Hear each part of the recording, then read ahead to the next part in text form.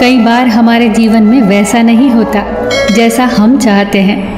हमारी इच्छा के विरुद्ध चीज़ें हो जाती हैं, पर समय बीतने के साथ हमें ये एहसास होने लगता है कि जो बात हमें उस वक्त सही नहीं लग रही थी, उसी बात के लिए आज हम ईश्वर का धन्यवाद दे रहे होते हैं।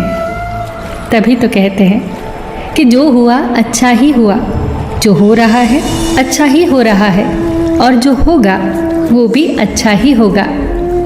एक बहुत ही प्यारी कहानी सुनाती हूँ। एक राजा का विशाल फलों का बागीचा था। उसमें तरह तरह के फल लगे हुए थे और उस बागीचे की देखभाल एक किसान और उसका परिवार किया करता था। किसान उस बागीचे से तैयार और मीठे फल रोज शाम को राजा के लिए ले जाता।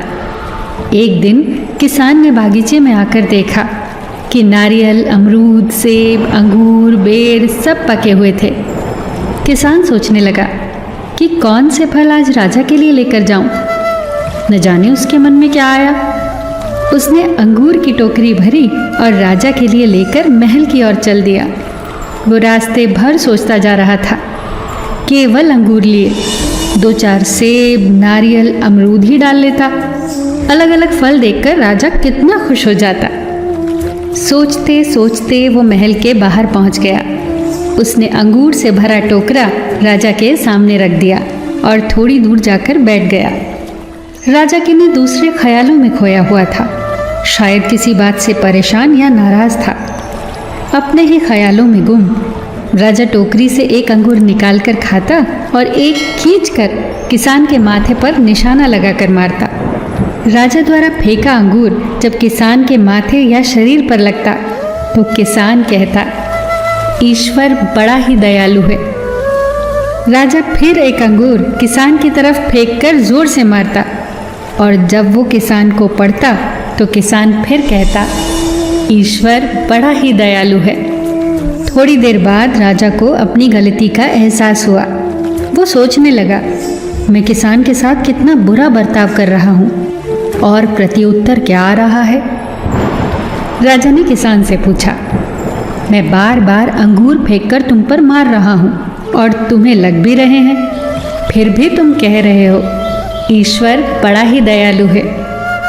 किसान ने बड़े भोलेपन से उत्तर दिया, महाराज, बागान में नारियल, सेब, अमरूद, बेर ये सब तैयार थे, पर मैं अंगूर लाया।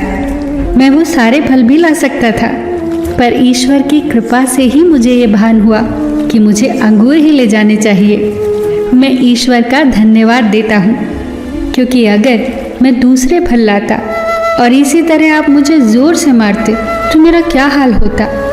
सच में महाराज, ईश्वर बड़ा ही दयालु है। दोस्तों, यदि जीवन में किसी मोड़ पर सही या आपके हिसाब से घटित ना हो तो धैर्य रखना, क्योंकि समय अपने राज समय आने के साथ ही खोलता है और उस समय हमारे मुंह से यही निकलता है कि जो हुआ अच्छा ही हुआ। फिर मिलेंगे दोस्तों अगली वीडियो के साथ। तब तक के लिए अपना ख्याल रखना और हमेशा मुस्कुराते रहना।